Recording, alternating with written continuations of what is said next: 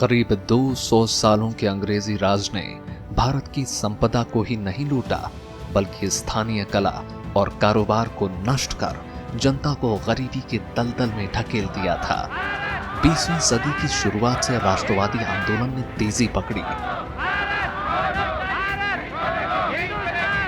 महात्मा गांधी सहित कई नेताओं के सरपरस्ती में लोग आगे आए और आखिरकार 15 अगस्त 1947 को अंग्रेजी हुकूमत को भारत की कमान भारतवासियों को देनी पड़ी और भारत आजाद हो गया। At the stroke of the midnight hour, when the world sleeps, India will awake to life and freedom. जब अंग्रेजों ने भारत छोड़ा और हमें आजादी मिली, उस वक्त देश में कई छोटी रियासतें थीं। इन रियासतों के पास अपने अधिकार थे, लेकिन एक अखंड भारत की कल्पना को तब तक साकार नहीं किया जा सकता था जब तक इन रियासतों का भारत में विलय नहीं हो जाता। इनमें से कई रियासतों ने तो अपने आप भारत में विलय की इच्छा जताई और भारत का हिस्सा बन गए, लेकिन एक दो रियासतें जैसे हैदराबाद और जूनागढ़ ऐसी थी जो शुरुआत में भारत में विलय नहीं चाहती थीं। हालांकि बाद में कूटनीतिक और हल्की सैन्य कार्रवाई से इन रियासतों को भारत का हिस्सा बना लिया गया। इस तरह करीब 565 छोटी और बड़ी रियासतों को भारत में मिलाया गया। ये विलय विश्व का सबसे बड़ा विलय था। अंग्रेजों ने भारत को आजादी तो दे दी, लेकिन जाते जाते वो इस देश को दो भागों में बांट गए, भारत और पाकिस्तान। दोनों देशों के बीच कश्मीर को लेकर सबसे बड़ा विवाद था। 1947 में ही पाकिस्तान की सेना कबालियों के वेश में कश्मीर में घुस आई और बड़े पैमाने पर नरसंहार किया। आखिरकार भारत की सेना ने कार्रवाई की और पाकिस्तानी सेना को मार भगाया। आजादी के बाद भी हैदराबाद के निजाम ओस्मान अली खान अपना राज्य छोड़ना नहीं चाहते थे। हालांकि उनके राज्य में रहने वाले अधिकतर लोग भारत में विलय के पक्षधर थे। निजाम ने कुछ समय के लिए अपनी सेना रखी, लेकिन उसे जनता के विद्रोह का सामना करना पड़ा। आखिरकार स्थिति को हाथ से निकलता देख भारत ने सेना की 4 टुकड़ियों के साथ हैदराबाद पर हमला कर दिया। ये युद्ध करीब 4 दिन तक चला और 5वें दिन निजाम की सेना ने आत्मसमर्पण कर दिया। इस तरह सितंबर 1948 को हैदराबाद का भारत में विलय हो गया।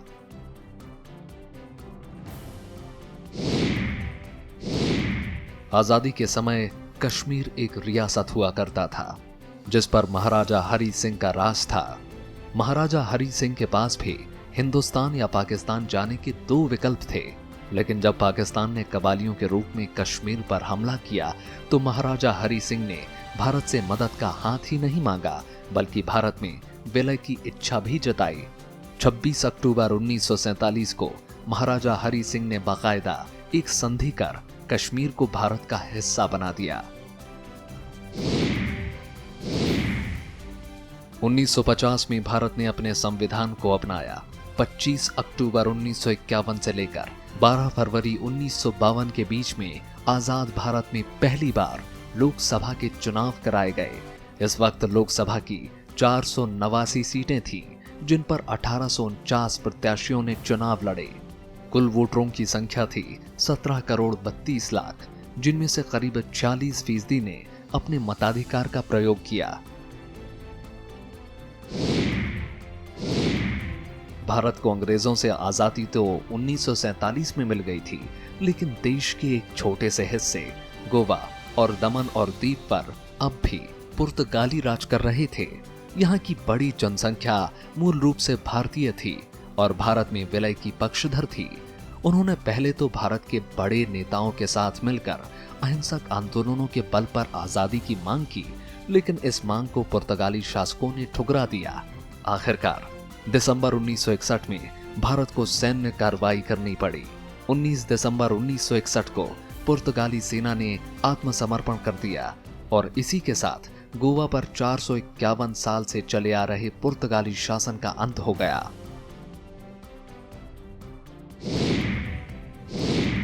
आजादी के बाद से ही भारत में महिलाओं ने समाज के हर वर्ग में बढ़ चढ़कर हिस्सा लेना शुरू कर दिया था। उत्तर प्रदेश इस मामले में सबसे आगे रहा। उत्तर प्रदेश की सरोजनी नायडू देश की पहली महिला राज्यपाल बनी, जबकि सुचिता कृपलानी को पहली महिला मुख्यमंत्री बनने का गौरव प्राप्त हुआ। 1965 में लाल बहादुर शास्त्री के अचानक निधन के बाद श्रीमती इंदिरा गांधी पहली महिला प्रधानमंत्री बनी। पहली महिला लोकसभा अध्यक्ष बनने का गौरव मिला मीरा कुमार को। 2007 में प्रतिभा पाटिल देश की पहली महिला राष्ट्रपति बनी। 1965 में पाकिस्तान ने एक बार फिर कश्मीर पर कब्जा करने के इरादे से भारत पर आक्रमण कर दिया। यह आक्रमण 3 तरफ से किया गया, लेकिन पाकिस्तान ने भारत की क्षमता आंकने में भारी भूल की। इस युद्ध में भारतीय सेना लाहौर तक पहुंच गई। इस युद्ध में पाकिस्तान के करीब 6000 सैनिक मारे गए और करीब 450 टैंकर तबाह हो गए। आखिरकार सोवियत संघ के बीच बचाव करने के बाद ताशकंद समझौता हुआ और दोनों देशों की सेनाएं युद्ध पूर्व स्थिति में चली गईं। 1971 में भारत पाकिस्तान एक बार फिर आमने सामने थे। इस युद्ध की शुरुआत भी पाकिस्तान ने भारत के 11 एयरबेस पर बम गिराने के साथ शुरू की थी। भारत ने पाकिस्तान की इस कार्रवाई का मुंहतोड़ जवाब दिया। ये लड़ाई पश्चिम में पाकिस्तान और पूर्व में पूर्वी पाकिस्तान 2 मोर्चों पर लड़ी गई। सिर्फ 13 दिनों के अंदर भारत ने पाकिस्तान को धूल चटा दी। पाकिस्तान के जनरल A.A.K. नियाजी को अपने 93,000 सैनिकों के साथ आत्मसमर्पण करना पड़ा। इसी लड़ाई के बाद पूर्वी पाकिस्तान आजाद हुआ और एक नए राष्ट्र बांग्लादेश का उदय हुआ। ये वो दौर था जब भारत और पाकिस्तान के बीच तनाव चरम पर था। विश्व राजनीति में भी बिखराव था। ऐसे में भारत को जरूरत थी कि वो अपनी ताकत को दुनिया के सामने रखे। 18 मई 1974 को बुद्ध पूर्णिमा के दिन भारत ने पोखरण में पहला परमाणु परीक्षण किया। उस वक्त पीटीबीटी संधि के तहत शर्त ये थी कि कोई भी देश पृथ्वी, समुद्र या आसमान में परमाणु परीक्षण नहीं कर सकता। भारत ने संधि को नहीं तोड़ा। उसने जमीन के अंदर ये परीक्षण कर दुनिया को चौंका दिया। मई 1998 को भारत ने एक बार फिर अपनी परमाणु क्षमता का प्रदर्शन किया। 11 मई को 3 और 13 मई को 2 परमाणु बमों का सफल परीक्षण किया गया। इस पूरे प्रोजेक्ट को ऑपरेशन शक्ति का नाम दिया गया। ये काम इतनी गोपनीयता से किया गया कि विश्व की आधुनिकतम सैटेलाइट्स भी परीक्षण से पहले इनका पता नहीं लगा पाए। इन परीक्षणों के साथ ही भारत उन देशों की श्रेणी में शामिल हो गया जिसके पास परमाणु बम है।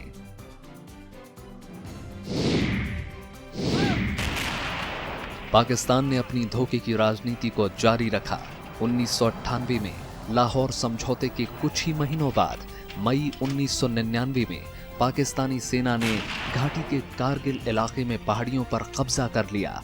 भारतीय सैनिकों ने कठिन परिस्थितियों में युद्ध करते हुए कारगिल से पाकिस्तानी सैनिकों को मार गिराया। इस भारतीय कार्रवाई को ऑपरेशन विजय का नाम दिया गया।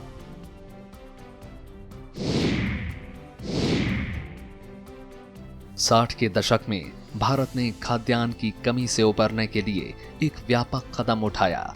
इस कदम का नाम दिया गया हरित क्रांति। इसके तहत पंजाब, हरियाणा और उत्तर प्रदेश के इलाकों को चुना गया। यहां आधुनिक संसाधनों, रासायनिक खादों और उत्तम बीजों के गेहूं और धान की खेती को नया आयाम दिया गया। इसका असर यह हुआ कि जो भारत कभी अकाल की शिकंजी में रहा करता था, आज अन्न के मामले में आत्मनिर्भर है और निर्यात करने की क्षमता रखता है।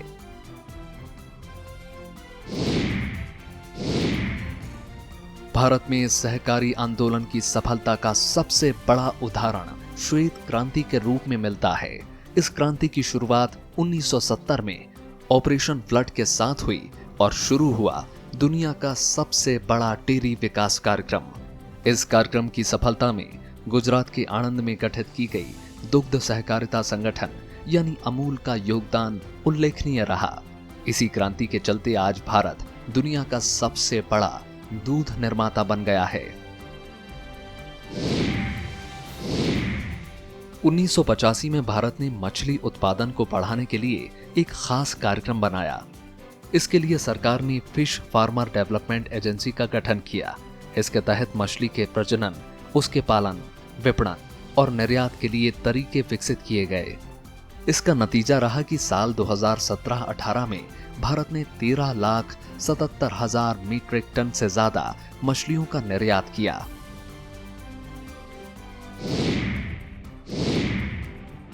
सोलह अप्रैल 1853 को मुंबई से अपना सफर शुरू करने वाली भारतीय रेल आज दुनिया की चौथी सबसे बड़ी रेल सेवा है। इसका विस्तार 65,800 किलोमीटर से भी ज्यादा है। भारतीय रेल एक दिन में 11,000 गाड़ियों को चलाती है। इन गाड़ियों में हर रोज करीब 2.5 करोड़ लोग सफर करते हैं। अब जल्द ही अहमदाबाद से मुंबई के बीच बुलेट ट्रेन भी चलेगी। एक संस्थान के तौर पर यह दुनिया का 8वां सबसे बड़ा संस्थान है, जहां 13 लाख से ज्यादा कर्मचारी काम करते हैं। स्वास्थ्य सुविधाओं के विकास के साथ ही भारत की मृत्यु दर में भी क्रांतिकारी सुधार देखा गया है।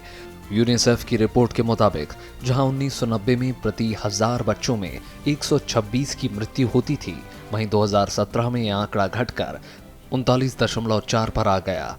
इसी के साथ भारतीय नागरिकों की औसत आयु में भी इजाफा हुआ। 1991-92 में जहां पुरुष की आयु 60.4 साल और महिला की औसत आयु 61.8 साल हुआ करती थी, 2012 से 2016 के बीच इसमें काफी सुधार हुआ और पुरुष की औसत आयु बढ़कर 67.4 साल हो गई, जबकि महिलाओं की औसत आयु 70.2 साल हो गई।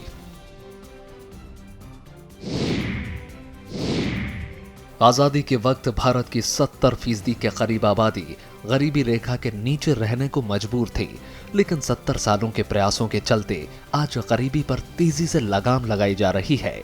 यूनाइटेड नेशन की एक रिपोर्ट के मुताबिक साल 2006-07 में भारत में गरीबों की संख्या 64 करोड़ के करीब थी, लेकिन 2016-17 में ये घटकर 36 करोड़ 55 लाख के करीब आ गई। यानी 10 सालों के अंदर 27 करोड़ लोगों को गरीबी की रेखा से ऊपर लाया गया।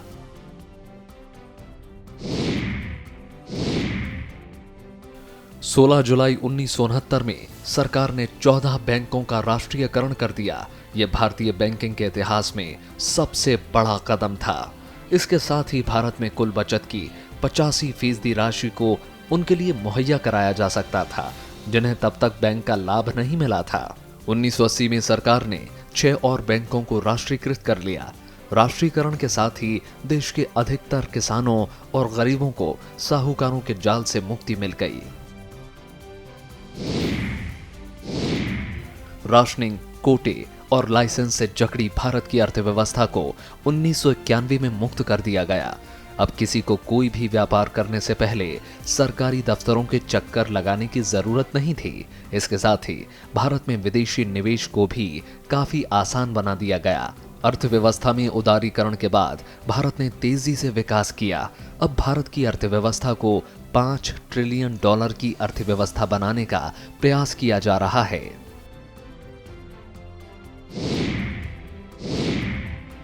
आजादी के बाद आधुनिक भारत को जरूरत थी आधुनिक शहरों की। इसकी पहल शुरू हुई चंडीगढ़ के विस्तार के साथ। चंडीगढ़ भारत की पहली प्लांट सिटी बनी। इस शहर को बनाने का काम अमेरिकी प्लानर और आर्किटेक्ट अल्बर्ट मेयर को 1949 में दिया गया था। 1960 में चंडीगढ़ बनकर तैयार हो गया। आज भारत में फिर से स्मार्ट सिटी योजना शुरू हो गई है, जहां शहरों में सारी आधुनिक सुविधाओं का विकास कर उन्हें आदर्श शहर बनाया जा रहा है।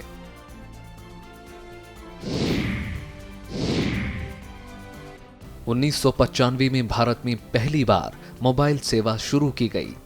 शुरू होने के कुछ सालों बाद ही मोबाइल खास तबके से लेकर आम नागरिक की जरूरत बन गया।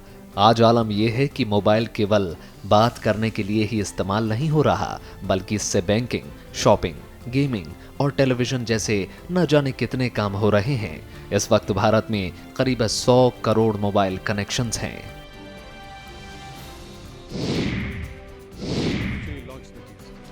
जुलाई 2017 में सरकार ने कर सुधारों की दिशा में एक क्रांतिकारी कदम उठाया। उसने एक देश एक टैक्स की नीति के तहत पूरे देश में गुड्स एंड सर्विसेज टैक्स लगा दिया। इसके साथ ही केंद्र और प्रदेश सरकार की तरफ से लगाए जा रहे सारे टैक्स खत्म हो गए। आज पेट्रोलियम को छोड़कर लगभग सारी वस्तुएं जीएसटी के दायरे में आती हैं।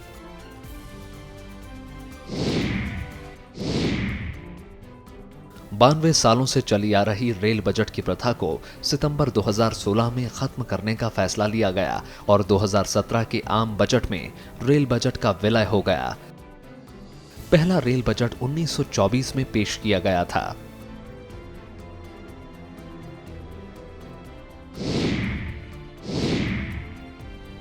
– 2014 में भारत में अब तक के सबसे बड़े स्वच्छता मिशन की शुरुआत हुई। इस मिशन का लक्ष्य स्वच्छता के माध्यम से स्वास्थ्य लाभ तो था ही, साथ ही इसे महिला सशक्तिकरण से भी जोड़ा गया। इसके नतीजे भी सामने आए हैं। आज देश भर के 3574 शहरों के हर घर में शौचालय हैं। लक्ष्य के इस साल 2 अक्टूबर तक देश को खुले में शौच की प्रथा से मुक्त करा लिया जाएगा।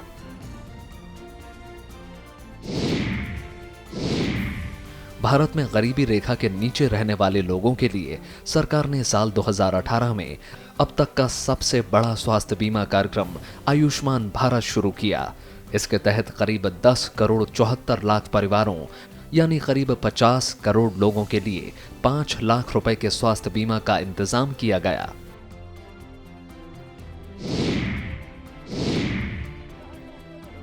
15 अगस्त 2014 को भारत में आम लोगों को बैंकिंग से जोड़ने का दुनिया में अब तक के सबसे बड़े कार्यक्रम जन धन योजना का ऐलान किया गया। इसके तहत 26 जनवरी 2015 तक 7.5 करोड़ खाते खोले जाने थे। 26 जनवरी 2018 को आए आंकड़ों के मुताबिक इस योजना के तहत 33 करोड़ 66 लाख खाते खोले जा चुके थे। सरकार अब कई वित्तीय सहायताओं और सब्सिडीज की राशि सीधे इन खातों में ट्रांसफर करती है। भारत में साल 2014 में डिजिटल इंडिया की शुरुआत के साथ डिजिटाइजेशन के कार्यक्रम को रफ्तार देने का काम शुरू किया गया। इस कार्यक्रम की सफलता का अंदाजा इसी बात से लगाया जा सकता है कि आज 3,65,000 कॉमन सर्विस सेंटर खोले जा चुके हैं और 123 करोड़ लोगों के पास आधार कार्ड हैं। 2009 में पहचान का नया कार्यक्रम आधार शुरू किया गया। ये बायोमेट्रिक आईडी सिस्टम वाला विश्व का सबसे बड़ा कार्यक्रम है।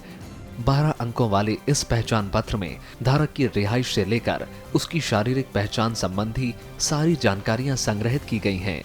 सरकार इस पहचान पत्र के जरिए अपने जन कल्याण के कई कार्यक्रमों को अंजाम दे रही है। एलपीजी को दूर दराज के गांव तक पहुंचाने के लिए सरकार ने 1 मई 2016 को उज्ज्वला योजना की शुरुआत की। इस योजना का लक्ष्य था गांव की महिलाओं को हानिकारक धुएं से मुक्ति दिलाना और उन्हें आधुनिकता की मुख्य धारा में शामिल करना। इस कार्यक्रम ने भी सफलता के रिकॉर्ड बनाए। इस योजना के तहत 7 करोड़ 66 लाख से ज्यादा एलपीजी कनेक्शन दिए जा चुके हैं। 17 जून 2015 को भारत सरकार ने सभी को घर देने के लिए एक महत्वाकांक्षी योजना प्रधानमंत्री आवास योजना शुरू की। इस योजना के तहत लक्ष्य है कि साल 2022 तक देश के हर परिवार के पास अपना एक घर हो। इस योजना के तहत साल 2014-15 में 11,91,000 घर बनवाए गए। इस योजना की शुरुआत से लेकर अब तक 1 करोड़ 37 लाख से ज्यादा घरों का निर्माण कराया जा चुका है। भारत का पोस्टल विभाग अपने विस्तार के हिसाब से दुनिया का सबसे बड़ा विभाग है। इस विभाग में 1,55,000 से भी ज्यादा पोस्ट ऑफिस हैं, जहां 55,66,000 से ज्यादा कर्मचारी काम करते हैं। ये विभाग न केवल चिट्ठी और संदेश भेजने के काम करता है, बल्कि सरकार की योजनाओं और बैंकिंग का काम भी इन पोस्ट ऑफिस से किया जाता है। बढ़ती जनसंख्या के साथ ही भारत के महानगरों में सार्वजनिक ट्रांसपोर्ट सेवा पर भी गंभीरता से विचार किया जाने लगा था। इस दिशा में एक अहम कदम था कोलकाता मेट्रो। जो पहली बार 24 अक्टूबर 1984 को एस्प्लैनेड और भवानीपुर के बीच चली। आज दिल्ली, मुंबई, बेंगलुरु और लखनऊ जैसे शहरों में भी मेट्रो सेवा उपलब्ध है। 1948 में स्वतंत्र भारत की भारतीय हॉकी टीम पहली बार ओलंपिक खेलों में उतरी। लीग मैचों में सबको हराते हुए फाइनल में उसका मुकाबला ब्रिटेन से था, लेकिन ब्रिटेन भारतीय खिलाड़ियों की तेजी के आगे कुछ नहीं था। भारत ने ये मैच 4-0 से जीतकर स्वर्ण पदक अपने नाम कर लिया। भारतीय हॉकी की ये तो शुरुआत भर थी। उसने 1952, 1956, 1964 और 1980 के ओलंपिक खेलों में भी स्वर्ण पदक जीता।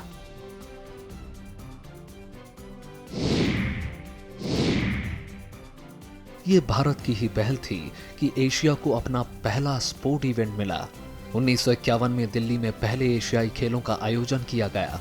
इस आयोजन में 11 देशों के 489 खिलाड़ियों ने हिस्सा लिया। पदक तालिका में सबसे ऊपर जापान था, जिसने 60 पदक जीते थे। दूसरे नंबर पर भारत था, जिसने 51 पदक जीते थे, जबकि 16 पदकों के साथ ईरान तीसरे पायदान पर था। इसके बाद से हर 4 साल के अंतराल के बाद एशियाई खेलों का आयोजन होता आ रहा है।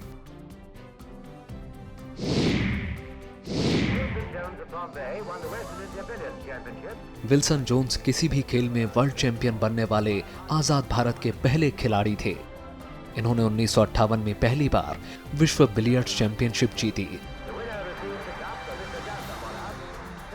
1964 में उन्होंने दूसरी बार ये खिताब अपने नाम किया।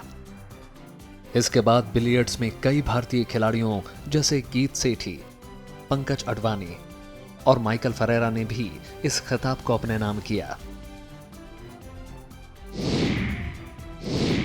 27 सितंबर 1958 को ओडिशा के मेहर सेन ने ब्रिटेन और फ्रांस के बीच इंग्लिश चैनल को पार कर भारतीय तैराकी के इतिहास में अपना नाम दर्ज कराया। उन्होंने 1 साल के अंदर ही Palk strait, strait of Gibraltar, Dardanelles, Bosphorus और पैनाम कनाल को पार कर गिनीज बुक में अपना नाम दर्ज कराया। बाद में भारत सरकार ने उन्हें पद्मश्री और पद्म भूषण से सम्मानित किया।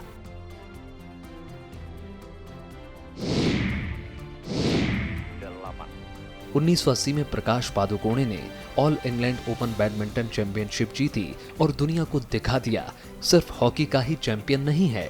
फाइनल मुकाबले में प्रकाश ने इंडोनेशिया के लीम सुई किंग को हराया था, जो लगातार 2 बार 1978 और 1979 में ये चैंपियनशिप जीत चुके थे।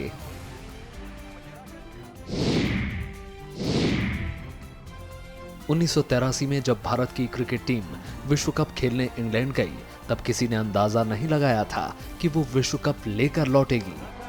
लेकिन कप्तान कपिल देव और उनकी टीम ने उस वक्त अजय दिखने वाली वेस्टइंडीज की टीम को भी मात दे दी और पहली बार 50 ओवरों के वनडे मैच के वर्ल्ड कप को अपने नाम कर लिया।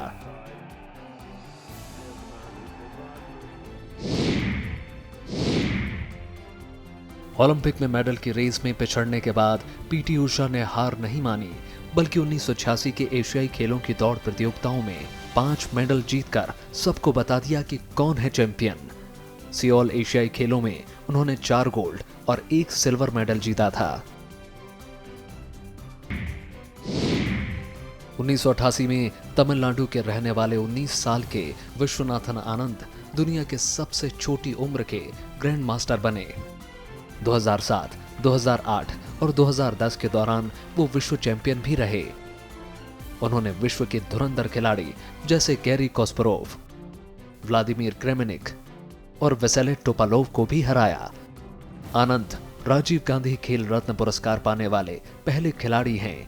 2007 में उन्हें पद्म विभूषण से भी सम्मानित किया गया। 7 फरवरी 1999 को भारतीय क्रिकेट के इतिहास में एक और सुनहरा पन्ना जुड़ा, जब ऑफ स्पिनर अनिल कुंबले ने दिल्ली के फिरोजशाह कोटला में पाकिस्तान के खिलाफ खेलते हुए विरोधी टीम के सारे खिलाड़ियों को आउट कर दिया।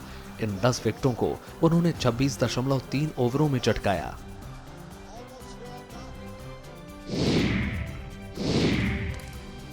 (2008) के बीजिंग ओलंपिक खेलों में अभिनव बिंद्रा ने शूटिंग में गोल्ड जीता।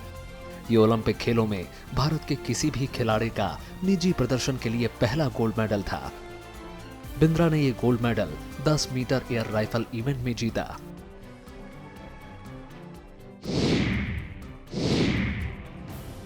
2011 क्रिकेट वर्ल्ड कप का फाइनल मुंबई के वानखेड़े स्टेडियम में भारत और श्रीलंका के बीच खेला गया। इस मैच में कप्तान महेंद्र सिंह धोनी और उनकी टीम ने जबरदस्त खेल का प्रदर्शन किया। कप्तान धोनी के इस सिक्सर के साथ ही भारत क्रिकेट के सिंहासन पर दूसरी बार विराजमान हो गया।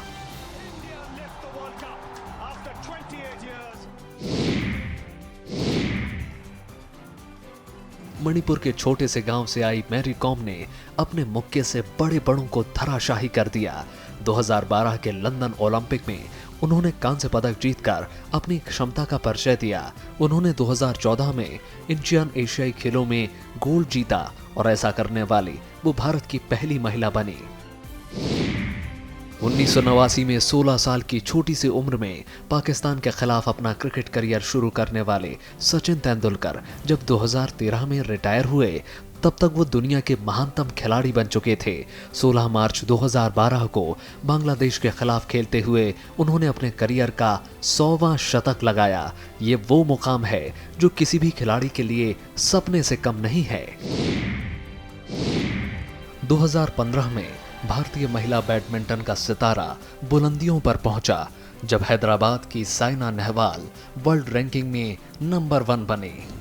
वो पहली भारतीय महिला बैडमिंटन खिलाड़ी हैं जिन्होंने Olympics, badminton world federation championship और badminton world federation junior championship में निजी खिताब जीते।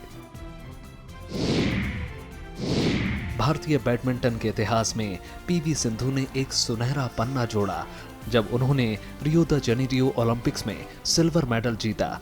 इस मुकाम तक पहुंचने वाली वो पहली भारतीय बैडमिंटन खिलाड़ी हैं। उन्होंने कॉमनवेल्थ और बैडमिंटन वर्ल्ड फेडरेशन चैंपियन जैसी प्रतियोगिताओं में भी सिल्वर मेडल जीता। 2016 रियो ओलंपिक में भारतीय महिला पहलवान साक्षी मलिक ने भी कांस्य पदक जीतकर इतिहास रच दिया। उन्होंने 2014 में ग्लासगो कॉमनवेल्थ गेम्स में सिल्वर और 2015 में दोहा एशियन रेसलिंग चैंपियनशिप में कांस्य पदक जीता था। 2008 के बीजिंग ओलंपिक खेलों में भारत के विजेंदर सिंह ने क्यूबा के एमिलियो कोरिया को हराकर भारत के लिए कांस्य पदक जीता। यह भारत के लिए मुक्केबाजी की प्रतिस्पर्धा में पहला कांस्य पदक था। इसके बाद उन्होंने 2010 में दिल्ली में हुए कॉमनवेल्थ गेम्स में भी देश को स्वर्ण पदक दिलाया। अंतरिक्ष के क्षेत्र में भारत ने पहला और महत्वपूर्ण कदम 19 अप्रैल 1975 को रखा। इस दिन भारत ने भारतीय तकनीक से तैयार किए गए पहले भारतीय उपग्रह आर्यभट्ट को लॉन्च किया था। यह launch Soviet rocket Cosmos 3AM के जरिए कैपुस्टिन यार से छोड़ा गया।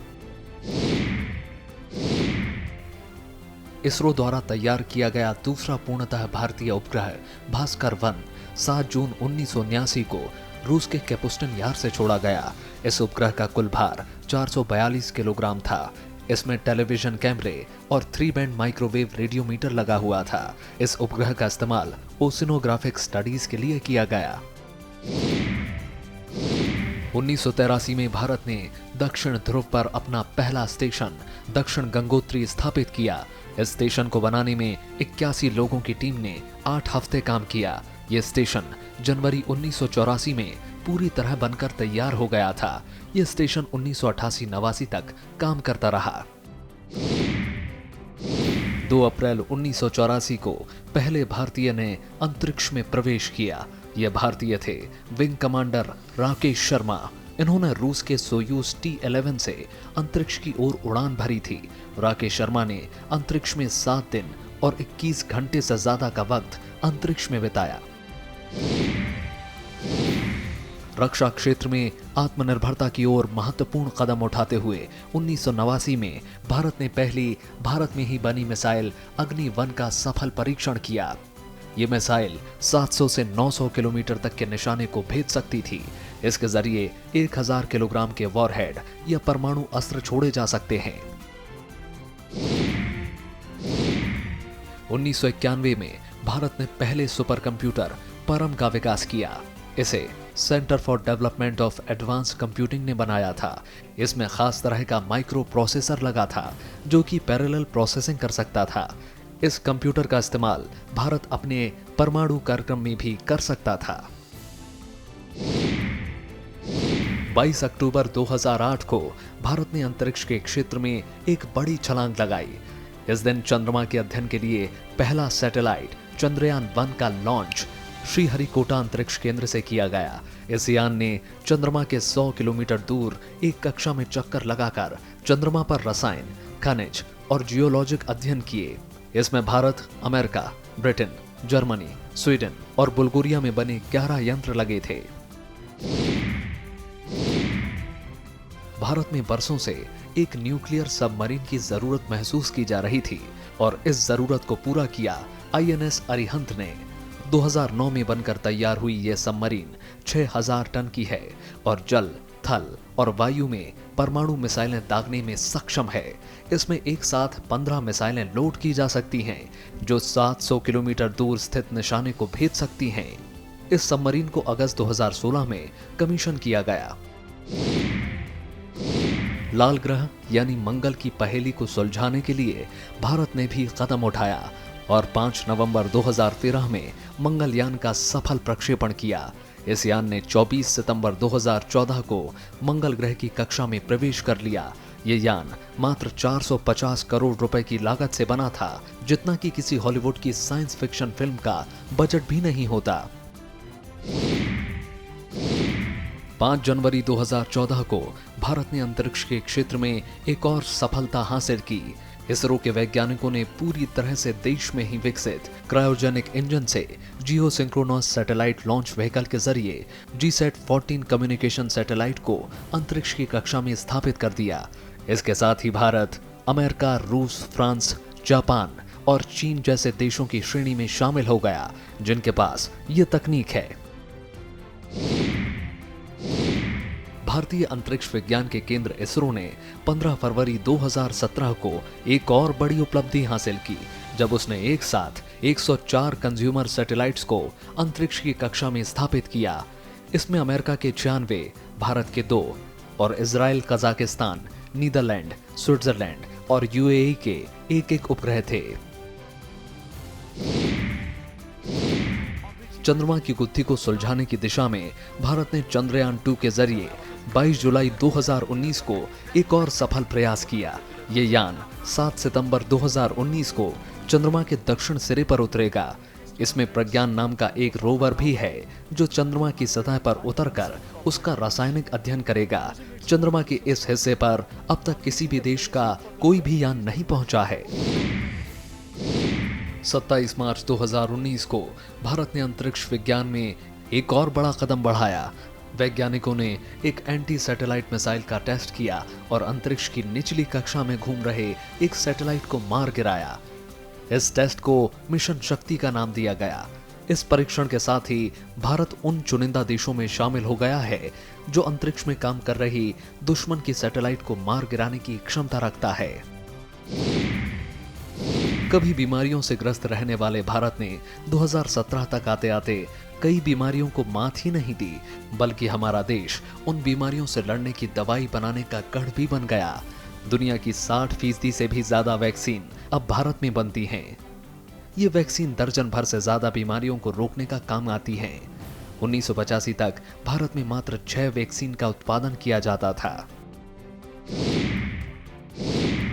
मार्च 2014 को भारत ने औपचारिक रूप से पोलियो जैसी घातक बीमारी पर पूरी तरह से विजय पा ली। ये भारत जैसे विकासशील देश के लिए बहुत बड़ी जीत थी। मात्र 19 साल पहले यानी 1995 तक भारत में हर साल करीब 50,000 बच्चे इस बीमारी का शिकार हुआ करते थे। आजादी के बाद से भारतीय कला भी परवान चढ़ी। इसको विश्व मंच पर लेकर गए पंडित रविशंकर और उनकी प्रतिभा को पहली बार 1968 में ग्रैमी अवार्ड देकर सम्मानित किया गया। उसके बाद 1973, 2002 और 2013 में भी पंडित जी को ग्रैमी अवार्ड से नवाजा गया। इसके अलावा जिन दूसरे कलाकारों को ग्रैमी अवार्ड मिला उनमें प्रमुख रहे तबला वादक उस्ताद जाकिर हुसैन, मोहन वीणा वादक विश्व मोहन भट्ट और संगीतकार AR रहमान। भारतीय फिल्म उद्योग दुनिया का सबसे बड़ा फिल्म उद्योग है। इस उद्योग ने शुरू से विश्व के मंच पर अपनी पहचान बनानी शुरू कर दी थी। 1960 में बनी तमिल फिल्म वीरा पांडिया कट्टा बोम्मन को मिस्र के काहिरा में आयोजित एशियन एफ्रो फिल्म में सर्वश्रेष्ठ फिल्म का और शिवाजी गणेशन को सर्वश्रेष्ठ अभिनेता का पुरस्कार मिला। ये किसी भी भारतीय फिल्म कलाकार का पहला अंतर्राष्ट्रीय पुरस्कार था। भारत का पहला ऑस्कर दिलाने का श्रेय जाता है भानु अथैया को। भानु अथैया को ये अवार्ड 1982 में बनी सर रिसर्च अटनबरो की फिल्म गांधी में ड्रेस डिजाइनिंग के लिए दिया गया था। उन्होंने 20वीं सदी में पहने जाने वाली पोशाकों का गहन अध्ययन किया और जब उनके द्वारा डिजाइन की गई पोशाकों को पहनकर किरदार पर्दे पर उतरे तो दर्शक सीधे उस समय काल में पहुंच गए। भारत के महान फिल्मकार सत्यजीत रे ने जब अपनी पहली फीचर फिल्म पाथेर पंचाली बनाई तो पूरी दुनिया को स्तब्ध कर दिया। इस फिल्म को 11 अंतर्राष्ट्रीय सम्मान मिले। इसके बाद उन्होंने अपू ट्रायोलॉजी, देवी, चारुलता, महानगर और शतरंज के खिलाड़ी जैसी फिल्में बनाई। 1992 में रे के योगदान को आखिरकार अमेरिका की academy of motion art and sciences ने भी पहचाना और उन्हें फिल्मों में योगदान के लिए ऑस्कर से सम्मानित किया। भारतीय सुंदरता को पहली बार विश्व मंच पर पहचान दिलाई रीटा फारिया ने, जब वो 1966 में मिस वर्ल्ड चुनी गई। रीटा फारिया के मिस वर्ल्ड चुने जाने के 28 साल बाद सुष्मिता सेन ने मिस यूनिवर्स का खिताब जीता। इसके बाद तो कई महिलाओं जैसे Lara Dutta, Aishwarya Rai, Priyanka Chopra, Diana Hayden और दिया मिर्जा ने भारतीय सुंदरता से विश्व की पहचान कराई। भारतीय मूल के लोगों ने दुनिया भर की बड़ी कंपनियों के ऊंचे ओहदों पर अपनी प्रतिभा का परिचय दिया है। इनमें प्रमुख हैं पेप्सी की पूर्व अध्यक्ष इंदिरा नूई, गूगल के सीईओ सुंदर पिचाई, अडोबी के सीईओ शांतनु नारायण, माइक्रोसॉफ्ट के सीईओ सत्या नडेला, मास्टरकार्ड के सीईओ अजय बांगा और नोकिया के सीईओ राजीव सूरी। इसके अलावा विदेशों में और भी कई प्रमुख पदों पर आज भारतीय मूल के लोग भारत की प्रतिष्ठा में 4 चांद लगा रहे हैं। सदी की शुरुआत में बाघों का शिकार भारत में मनोरंजन के तौर पर किया जाता था, जिसके चलते हालात इतने बिगड़ गए कि कभी भारतीय जंगलों पर राज करने वाला बाघ विलुप्त होने की कगार पर आ गया। बाघों को बचाने के उद्देश्य से 1 अप्रैल 1973 में प्रोजेक्ट टाइगर लॉन्च किया गया। इसके तहत बाघों के संरक्षण और उनकी आबादी बढ़ाने के लिए योजनाबद्ध तरीके से काम किया गया और इसके नतीजे भी देखने को मिल रहे हैं। साल 2016 में जहां भारत में कुल बाघों की संख्या 1411 थी, साल 2018 में ये बढ़कर 2967 हो गई।